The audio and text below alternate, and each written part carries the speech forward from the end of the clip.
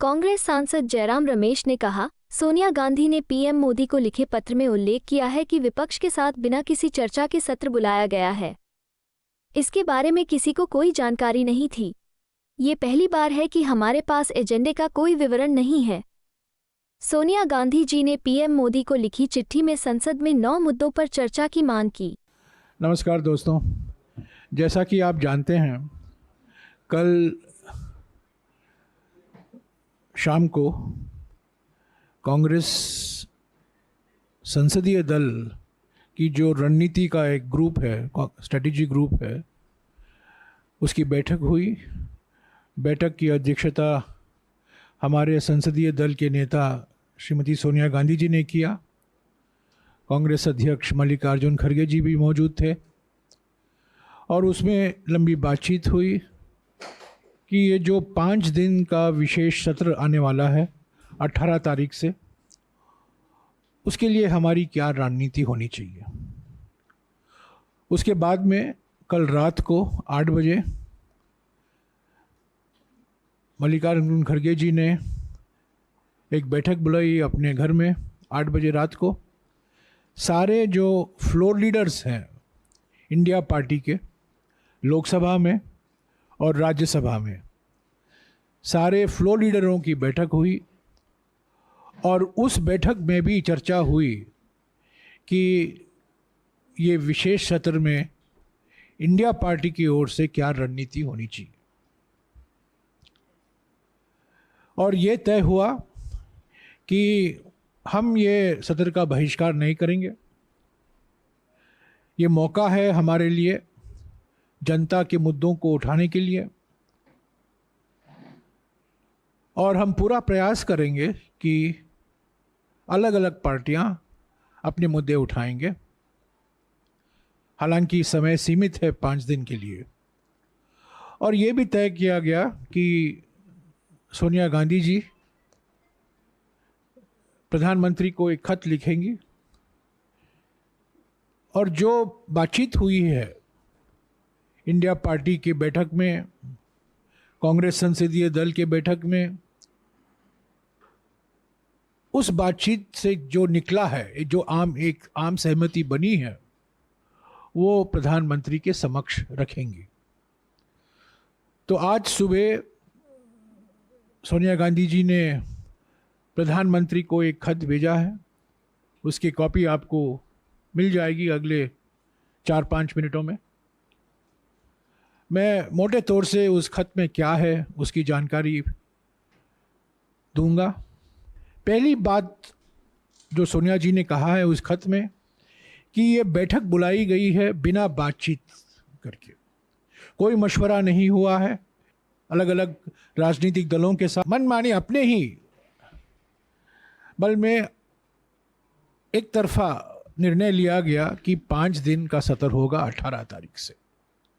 दूसरी बात, जब कभी विशेष सत्र होता है, कार्यसूची पहले तय की जाती है और कार्यसूची जो एजेंडा है, जो कार्यसूची है, वो सभी पार्टियों से बातचीत करके एक बार, जैसा कि मैंने कहा, सर्वसम्मति तो असंभव है, पर एक आम सहमति बनाने की प्रयास होती है सरकार की ओर से। पर यह पहली बार हो रहा है कि विशेष सत्र बुलाया गया है और एजेंडा, कार्यसूची की जानकारी हमारे पास नहीं है। यह बहुत दुर्भाग्यपूर्ण है। और तीसरी बात जो उन्होंने खत में लिखा है कि जो बुलेटिन में छपा है, जो सांसदों ने अपने बुलेटिन, लोकसभा बुलेटिन में और राज्यसभा बुलेटिन में पढ़ा है, मैंने भी पढ़ा है कि 18 तारीख सरकारी बिजनेस, 19 तारीख सरकारी बिजनेस, 20 तारीख सरकारी बिजनेस, 21 तारीख सरकारी बिजनेस, 22 तारीख सरकारी बिजनेस, यानी कि 5 के 5 दिन गवर्नमेंट बिजनेस के लिए एलोकेट किया गया। तो ये नामुमकिन है, ये दुर्भाग्यपूर्ण है, पर हो गया है। हमारे ओर से हम पूरा प्रयास करेंगे, सभी पार्टियां, कांग्रेस पार्टी, इंडिया पार्टी की जो मुद्दे हैं जो हम उठाना चाहते थे पिछले सत्र में, हम उठा नहीं पाए सरकार की मनमानी के कारण। सरकार की जो मंशा थी, सरकार नहीं चाहती थी कि सत्र चले, इसीलिए वो हमारी मांगों का नज़रअंदाज किया। पर इस बार सोनिया जी ने प्रधानमंत्री को कहा है कि हमारे ओर से 9 महत्वपूर्ण मुद्दे हैं जो हम उठाना चाहते हैं लोकसभा में, राज्यसभा में। किस नियम के अनुसार उठाए जाएंगे उस पर बातचीत हो सकती है। हम उस पर कोई ये नहीं कह रहे हैं कि इसी रूल के तहत होना चाहिए। हम कह रहे हैं कि प्राथमिकता बहस पर है, प्राथमिकता है चर्चा होनी चाहिए। किस रूल के तहत, किस नियम के तहत, वो हम बातचीत कर सकते हैं सरकार और इंडिया पार्टियों के बीच में, और अलग अलग पार्टी के बीच में बातचीत हो सकती है। तो जो 9 मुद्दे का जिक्र किया गया है इस चिट्ठी में, सोनिया गांधी जी की चिट्ठी में, मैं आपको मोटे तौर से गिना लूँगा और यह जो आपको खत मिल जाएगा आपको इस पर और जानकारी मिल जाएगी। पहला मुद्दा है जो मौजूदा आर्थिक स्थिति है, जो कमर तोड़ महंगाई है, बढ़ती हुई बेरोजगारी है, आर्थिक विषमताएं हैं, और जो खास तौर से सूक्ष्म, लघु और मध्यम उद्योगों के परेशानी को लेकर जो हम मुद्दा उठाने चाहते थे पिछले सत्रों में, हम उठा नहीं पाए। हम चाहते हैं कि इस पर 2 घंटे, 3 घंटे, 4 घंटे का बहस हो। जिस दिन होगा वो तय हो सकता है, पर जो मौजूदा आर्थिक स्थिति है, खास तौर से आवश्यक वस्तुओं पर जो कीमतें बढ़ रही हैं, बेरोजगारी बढ़ रहा है और रोजगार मेले लगाए जा रहे हैं, विषमताएं बढ़ रही हैं और एमएसएमई, सूक्ष्म, लघु और मध्यम उद्योग परेशानी में है हर एक राज्य में, उसको लेकर एक बहस होने की ज़रूरत है। दूसरा मुद्दा जो सोनिया जी ने जिक्र किया है, किसान संगठनों के साथ सरकार की बातचीत हुई थी, आंदोलन था, आपको याद है, 3 काले कानून लाए गए थे, उस पर आंदोलन हुई। बाद में सरकार को मजबूरी से उन कानूनों को वापस लेना पड़ा, पर कुछ समझौता हुआ था, कुछ वादे किए गए थे एमएसपी को लेकर, खास तौर से कानूनी गारंटी एमएसपी को देने की बातचीत हुई थी और किसान संगठनों के अलग अलग मांगे भी थी।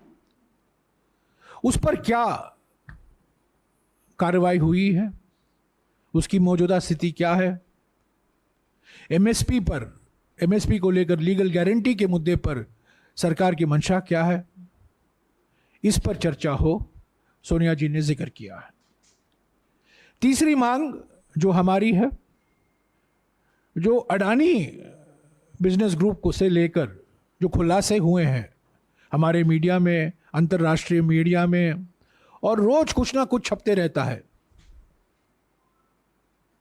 इस पर जांच हो रही है। एक विशेष समिति का गठन किया गया सुप्रीम कोर्ट के द्वारा, सेबी की जांच हो रही है, पर यह बिल्कुल साफ हो गया है कि बिना जेपीसी से इसका पूरा खुलासा नहीं हो सकता। जो तथ्य हैं, जो रिश्ते हैं अडानी के और मोदी सरकार के बीच में, और जो एकमात्र लाभार्थी हैं मोदी सरकार की आर्थिक नीतियों के, जो अडानी बिजनेस ग्रुप है, उसके जो खुलासे हुए हैं, उस पर जेपीसी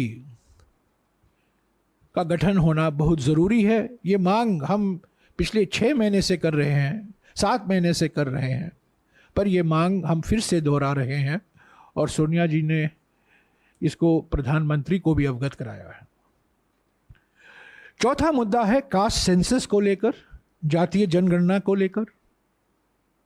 जैसा कि आप जानते हैं, जब मैं ग्रामीण विकास मंत्री था 2011 में, हमने प्रयास किया कि जातीय जनगणना हो, सोशो इकोनॉमिक कास्ट सेंसस, हमने पूरा भी किया, पर उसमें और काम करने की ज़रूरत थी। हमारी सरकार चली गई 2014 में, उसके बाद में उस जातीय जनगणना के बारे में हमने कुछ सुना नहीं। न केवल जातीय जनगणना नहीं हुआ है, पर जो 2021 में जनगणना होने वाली थी, जो हर 10 साल जनगणना होती है, वो भी अब तक नहीं हुआ है। और उस जनगणना न होने के कारण हमारे देश में करीब 14 करोड़ लोग हैं जो खाद्य सुरक्षा कानून के लाभार्थी नहीं बन पाए हैं। तो जनगणना होना जरूरी है, और खास तौर विशेष तौर से जातीय जनगणना होना जरूरी है, क्योंकि जो सरकारी कार्यक्रम हैं, हमारे सामाजिक न्याय के कार्यक्रम हैं, सामाजिक सशक्तिकरण के कार्यक्रम हैं, नीतियां हैं, उसको और मजबूती देने के लिए ये जातीय जनगणना होना जरूरी है, अनिवार्य है। 5वां मुद्दा है संघीय ढांचा पर जो आक्रमण हो रहा है। अलग अलग राज्यों में आप देख रहे हैं, तमिलनाडु में देखा है आपने, केरला में देखा है, कर्नाटक में हमारा अन्न भाग्य गारंटी को रोका गया था। अलग अलग राज्यों में राज्यपाल की भूमिका रोज हम उसके बारे में पढ़ने को मिलता है। पर यह साफ हो गया है कि ये संघीय ढांचा पर एक जानबूझकर एक प्लान रणनीति के कारण है कि राज्यों को, खास तौर से जो राज्य बीजेपी शासित राज्य नहीं है, उनके सामने मुसीबतें खड़ा करना, उनको परेशानी में डालना, उनकी जो संवैधानिक हक है, जो संवैधानिक अधिकार हैं, उनको न देना, ये सब मोदी सरकार की रणनीति है। और ये हम उठाना चाहते हैं, इस पर बहस होने की ज़रूरत है। और सोनिया जी ने प्रधानमंत्री को कहा है कि ये जो सेंटर स्टेट रिलेशन को लेकर सभी कई राज्यों में जो चिंता जताई गई है, कई मुख्यमंत्रियों ने भी कहा है, इस पर चर्चा ज़रूर कराइए। 6वां मुद्दा है जो प्राकृतिक आपदाएं हैं। खास तौर से हमने देखा है कुछ राज्यों में अत्यधिक बाढ़, हिमाचल प्रदेश जैसे राज्यों में अत्यधिक बाढ़ के कारण लाखों लोग विस्थापित हुए हैं, नुकसान पहुंचा है। और एक राज्य में अत्यधिक बाढ़ हो रहा है, दूसरे राज्य में, महाराष्ट्र जैसे राज्य में अत्यधिक सूखा हो रहा है। तो ये अत्यधिक बाढ़ और अत्यधिक सूखा ये प्राकृतिक आपदाएं हैं, पर अब तक इसको प्राकृतिक आपदा घोषित नहीं किया गया है। ये चिंता का कारण है, चिंता का विषय है। और प्राकृतिक आपदा में जिला सरकार, पंचायत, नगरपालिका, राज्य सरकारों की भूमिका तो है, पर सबसे अहम भूमिका केंद्र सरकार की होती है। राहत केंद्र सरकार से आता है, कैलेमिटी रिलीफ केंद्र सरकार के माध्यम दिया जाता है। तो ये कई राज्यों ने ये बात उठाई है, और न केवल बीजेपी जो विपक्ष के राज्य हैं, पर सभी राज्यों में जो प्राकृतिक आपदाएं से पीड़ित हैं, या तो अत्यधिक बाढ़ या अत्यधिक सूखा, तो इस पर हम समझते हैं कि वक्त आ गया है इसको संसद में चर्चा हो, और सोनिया जी ने इसका भी जिक्र किया है। 7वां मुद्दा चीन से लेकर है।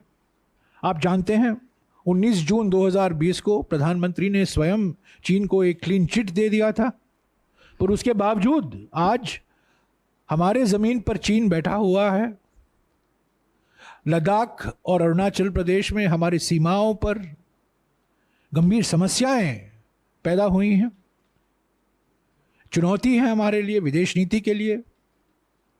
पर इस पर 3 साल से बहस नहीं हो पाई है, एक शब्द नहीं बोला गया है। हालांकि जो शब्द बोले गए हैं 19 जून 2020 को, वो एक क्लीन चिट दिया गया है प्रधानमंत्री से, और इसकी कीमत हमें भारी तरीके से चुकानी पड़ी है।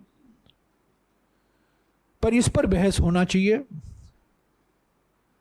और अगली रणनीति क्या, एक सामूहिक संकल्प हम दिखाएं हैं इसको लेकर, सिर्फ आलोचना के लिए नहीं, पर हम चाहते हैं एक सामूहिक संकल्प संसद की ओर से दुनिया के सामने रखा जाए कि यह हमारे लिए सबसे बड़ी चुनौती है, और इसका मुकाबला हम एकजुट होकर करेंगे। आठवां मुद्दा जो सांप्रदायिक तनाव पैदा किए जा रहे हैं, मिसाल के तौर से हरियाणा जैसे राज्यों में ये चुनावी रणनीति तो है ही, पर सांप्रदायिक तनाव कई राज्यों में प्रयास की जा रही है। कभी कभी जो संस्थाएं हैं, बोला जाता है ये फ्रिंज एलिमेंट हैं, पर कभी कभी नॉन फ्रिंज एलिमेंट भी इसमें शामिल हैं। तो सोनिया जी ने कहा है कि जो कम्युनल टेंशन है, सांप्रदायिक तनाव है, अलग अलग राज्यों में एक भय का वातावरण बनाया गया है, एक माहौल बन गया है भय का। लोग चिंतित हैं, सब लोग चिंतित हैं, लोगों को निशाना बनाया गया है। इस पर चर्चा हो। और आखिरी मुद्दा जो उन्होंने जिक्र किया है, मणिपुर को लेकर 4 महीने हो गए हैं, सुप्रीम कोर्ट ने कहा है संवैधानिक संस्थाएं सब खत्म हो चुकी हैं, आज भी लोग पीड़ित हैं, लाखों लोग विस्थापित हैं। और आज ही हमें पढ़ने को मिला है कि अगले 5 दिन के लिए, जब हम G20 मना रहे हैं दिल्ली में, 5 दिन के लिए इम्फाल घाटी में कर्फ्यू लगाया गया है। तो अगर स्थिति नॉर्मल है तो 5 दिन के लिए पूरा कर्फ्यू क्यों लगाया गया? तो ये 9 मुद्दे हैं सोनिया जी के खत में, और उन्होंने कहा है कि एक रचनात्मक सहयोग के भावना से, इन्होंने ये शब्द इस्तेमाल भी किया है, इस रचनात्मक सहयोग के भावना से आप ये तय कीजिए, समय दीजिए और बताइए कि इन मुद्दों पर एक मौका मिलेगा सभी पार्टियों को अपनी बात रखने का। न सिर्फ हमारी पार्टी, सभी पार्टी, बीजेपी की पार्टी भी चाहेगी कि इन मुद्दों पर वो भाग लें, पर इस पर चर्चा होना ज़रूरी है। इसके अलावा कुछ राज्यों में भी ऐसे हैं, महत्वपूर्ण मुद्दे हैं। तमिलनाडु में लेकर नीट का मुद्दा है, महाराष्ट्र को लेकर मराठा आरक्षण का मुद्दा है।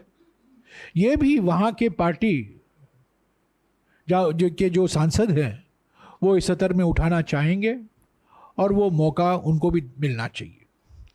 तो आपको खत मिल जाएगा। हम उम्मीद करते हैं कि हालांकि अगले 4-5 दिन सरकार व्यस्त रहेगी, पर 18 तारीख तक हमें समय है। सिर्फ सरकारी एजेंडा के आधार पर यह विशेष सत्र नहीं होना चाहिए। सिर्फ government business, government business, government business, government business, government business 5 बार लिखा है बुलेटिन में, ये हमारे लिए, हम इसको स्वीकार नहीं करते। ये नामुमकिन है, ये परंपरा के खिलाफ है। जो आपका एजेंडा है, बैठक बुलाइए, हमसे बातचीत कीजिए। आप विधेयक पास कराना चाहते हैं, पारित कराना चाहते हैं, हमें बताइए, पहले से बातचीत कीजिए। पर सबसे महत्वपूर्ण बात, रोज जो 6 घंटे या 5 घंटे हम मिलेंगे, उसमें से 1.5 या 2 घंटे या 2.5 घंटे इन मुद्दों पर चर्चा हो, किसी भी नियम के आधार पर चर्चा हो। हम चाहते हैं कि ये 5 दिन का सत्र चले, हम इसमें भाग लेंगे, हमारी मांग समक्ष रखेंगे, चेयरमैन साहब के समक्ष और स्पीकर साहब के समक्ष। पर हम जानते हैं कि निर्णय तो सरकार ही लेगी कि क्या ये मुद्दे लिया जा सकता है नहीं या नहीं। पर हम चाहते हैं कि इन 9 मुद्दों पर ज़रूर चर्चा हो और भरपूर हम इस पर भाग लेंगे। ऐसा नहीं कि हम सिर्फ हमारी बात रखकर हम निकल जाएंगे, ऐसा नहीं है। बात सुनेंगे, हम बात भी बोलेंगे। अंत में मैं यही कहूँगा कि ये एक तंत्र का जो तोप चलाया जा रहा है, बिना कोई जानकारी के, बिना कोई मशवरे के, बिना कोई वार्तालाप के, बिना कोई बातचीत के सदन को बुलाना, सदन का जो एजेंडा है, जो कार्यसूची है, उसको एक राज रखना, ये एक तंत्र का तोप है।